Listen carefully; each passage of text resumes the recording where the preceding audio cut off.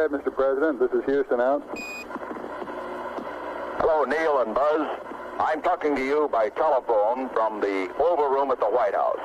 And this certainly has to be the most historic telephone call ever made. I just can't tell you how proud we all are of what you... For every American, this has to be the proudest day of our lives. That was then President Nixon speaking on the phone with Neil Armstrong and Buzz Aldrin as they walked the lunar surface in 1969.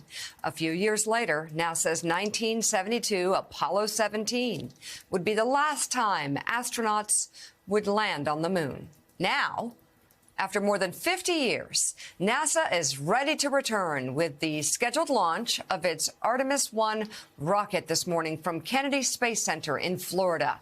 Once launched, the rocket and capsule, which has no crew on board, will spend 6 weeks orbiting the moon before returning to Earth.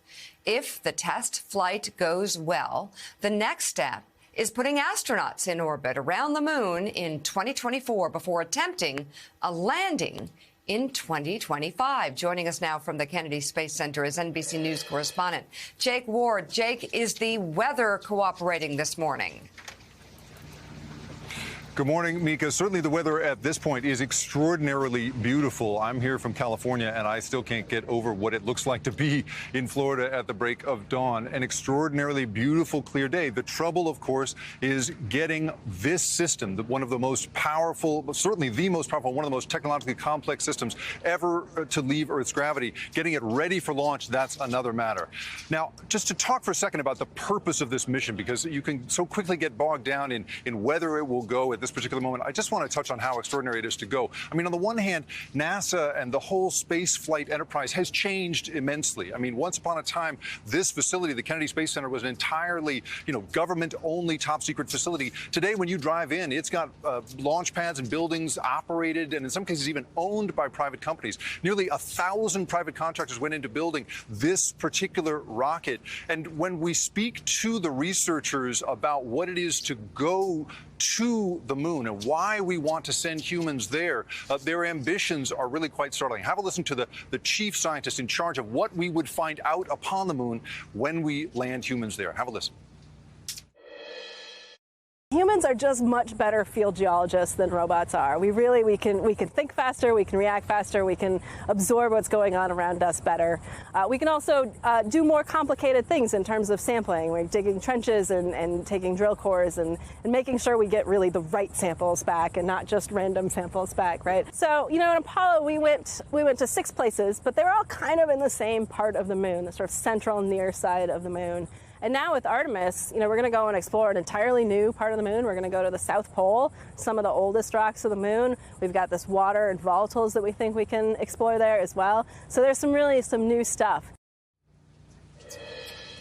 So what is so amazing about the possibility of going to the South Pole is that idea of perhaps getting down there and looking at water in there. At this point, what we are waiting on for the launch today is the combination of hydrogen and oxygen in the various tanks on board the spacecraft for them to be ready to go.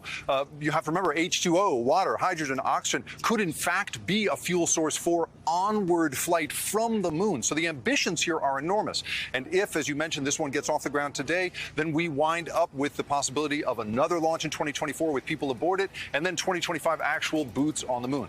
Now, those are the big picture amazing things here. Let's talk about the earthly matters of whether it's going to go off today. At this point, NASA sources are telling NBC News that the 8:33 a.m. scheduled launch is probably not going to happen. It is slipping because the pre-flight checklist is so complicated and because they're falling behind. Weather has been difficult up until now. There's been a lot of complicated issues. Currently, they're having some trouble getting hydrogen to flow properly through the third of 4 engines on board.